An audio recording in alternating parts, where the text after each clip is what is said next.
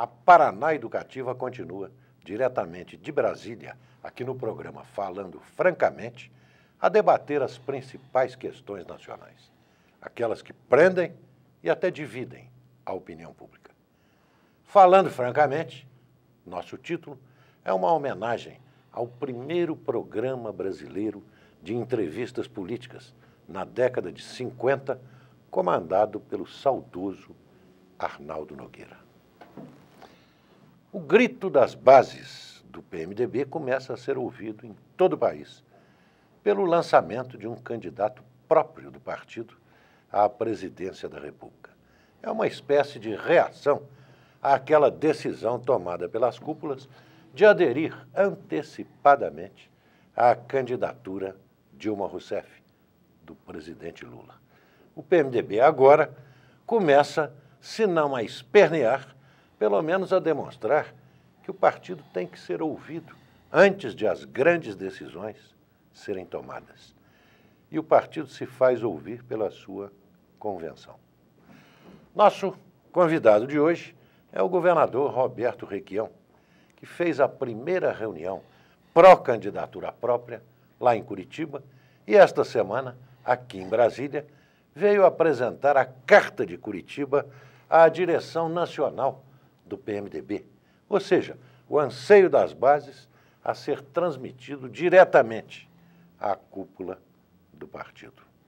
Roberto Requião é apresentado como pré-candidato, mas ele não dá passos imensos, dá um passo depois do outro.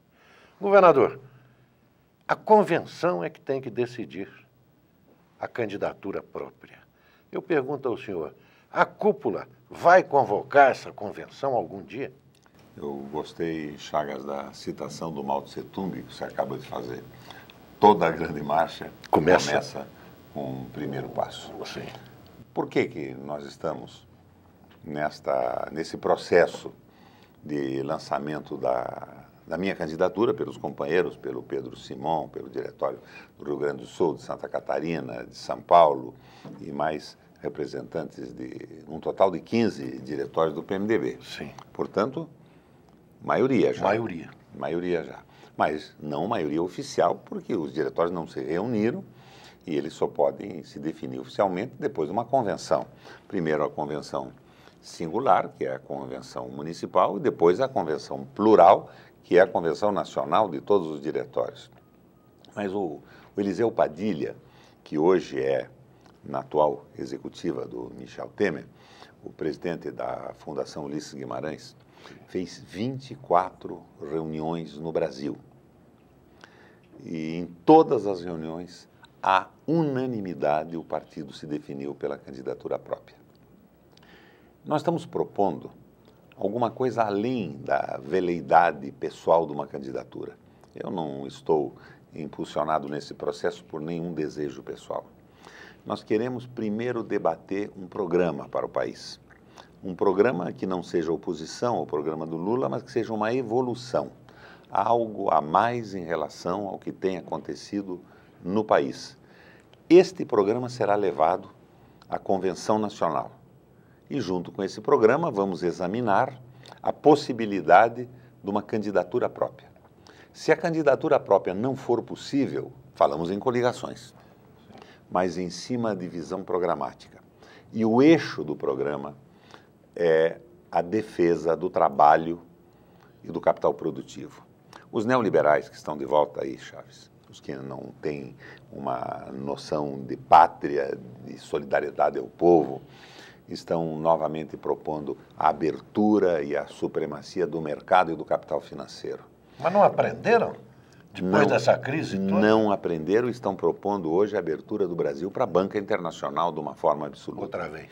Eles propõem, na verdade, que o Brasil participe da economia global, oferecendo como vantagem a precarização do trabalho. Um trabalho mal remunerado, quase escravo, e que participe como um produtor de insumos, de commodities, minério e grãos.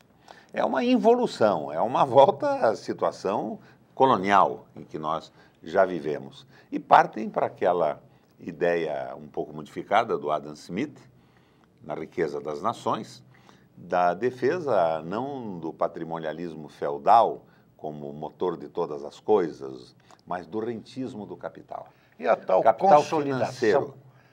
Consolidação das leis sociais que o presidente Lula promete, vai ser uma consolidação neoliberal? A consolidação das leis sociais no atual quadro é um perigo. O que eles querem é a precarização do trabalho.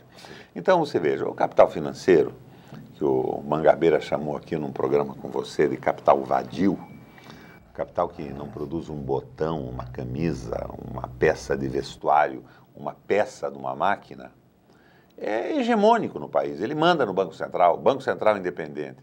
Então, defesa do trabalho e do capital produtivo em contraposição ao capital financeiro. E o fim dessa conversa de hegemonia do Banco Central? O Banco Central tem tido gente muito competente para cuidar da moeda e absolutamente insensível e incompetente para cuidar de uma política trabalhista, de uma política social, agrícola, industrial, de desenvolvimento. Eles não têm a visão nacional, é a visão de mercado, o que é seguramente uma tolice, principalmente depois da crise. Mas insistem, persistem, se obstinam e não desistem, como diria o Armandinho Falcão, nessa bobagem. Essa visão nacional, governador, implica uma nova política externa? A política externa do Lula é boa. Eu não ponho reparos à política externa. Eu ponho reparos àquele acordo que ocorreu no início do segundo mandato, que foi um acordo imposto talvez pelas circunstâncias, mas que foi mantido até hoje, que deu independência ao capital financeiro. Sim. No mundo inteiro hoje, Chagas, nós temos juros negativos ou quase negativos em países que vivem com inflação. Nós estamos sem inflação, temos uns taxa Selic de 8,75 e juros de 80% a 100% para o tomador comum, para o pequeno empresário. E o dólar lá embaixo... O cidadão comum, então, é um horror. O cidadão comum nem fale, é o suicídio, Sim. a utilização de um cartão de crédito ou de um cheque especial. Sim. E o dólar a 1,70 está fazendo a alegria dos políticos, a satisfação da classe C, D e E que ascenderam financeiramente, economicamente, e da classe média que viaja. Mas está pondo em risco a indústria brasileira e o futuro. As montadoras já estão comprando autopeças importadas. E aquelas empresas que surgiram ao longo das novas estradas em São Paulo, no Paraná, no Rio Grande do Sul, no Brasil todo, estão absolutamente incapazes de competir com os produtos chineses. Estão se inviabilizando, estão quebrando. Então, numa véspera de eleição, se segura a inflação. Mas esta falta de cuidado, esse laissez-faire, laissez-aller do Adam Smith está cavando um buraco profundo onde todos nós seremos enterrados se isso não mudar. Então, veja o espírito da nossa atuação dentro do partido.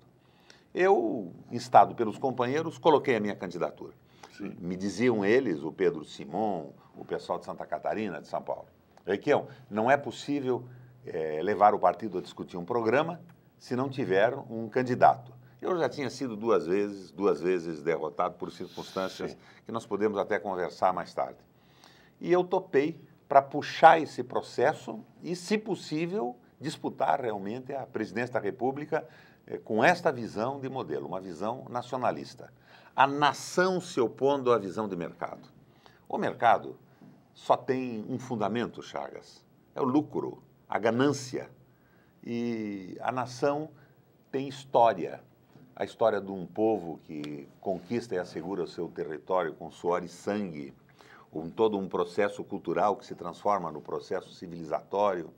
A nação tem um compromisso com as pessoas, com solidariedade, com amor. O mercado, só a ganância. Mas, governador, vai ser fácil enfrentar o mercado quando o mercado domina os meios de comunicação? Ah, sim.